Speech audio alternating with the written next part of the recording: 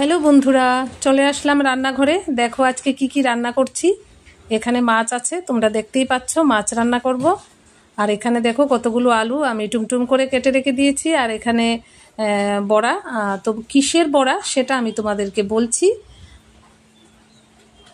এটা হচ্ছে আমি পেঁপে কুড়িয়ে পেঁপের জলটাকে, সিদ্ধ জলটাকে আগে ফেলে দিয়েছি। তারপর সেখানে আমি পেঁয়াজ কুচি, পরিমাণ মতো নুন, হলুদ, অল্প জিরের গুঁড়ো, চিনি স্বাদ মতে, যে যেরকমভাবে খায় সেগুলো দিয়ে মেখে এই বড়াটা আমি করে নিচ্ছি।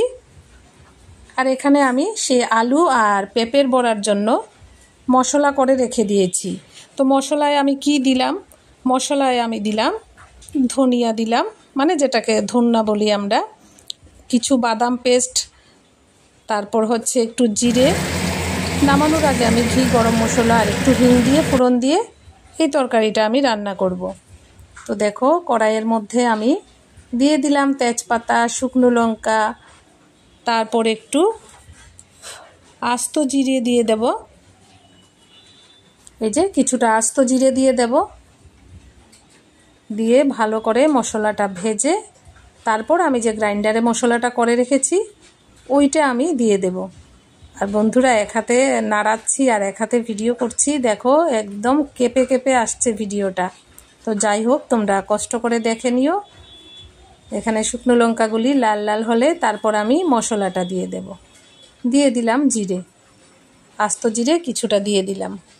আর এখানে যে আমি মশলা করে রেখেছি, বাদাম পেস্ট, তোমরা ইচ্ছা করলে সেখানে কাজু বাদামও দিতে পারো, ধন্যা, একটু জিরের গুঁড়ো, কালারের জন্য লঙ্কা গুঁড়ো, আর এখানে হিং আছে, সব কিছু দিয়ে ফোড়ন দিয়ে তারপর আমি তরকারিটা রান্না করব।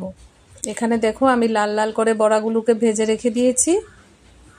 এখন আমি এগুলো, আমার জিরে তারপর তেজপাতা শুকনো লঙ্কা মোটামুটি প্রায় ভাজা হয়ে গেছে। এখন আমি মশলাটা দিয়ে কিছুক্ষণ সময় কষিয়ে নেব।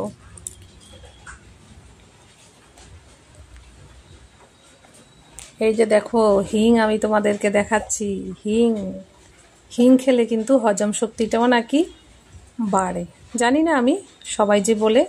তো আমি মশলাটা দিয়ে দিলাম।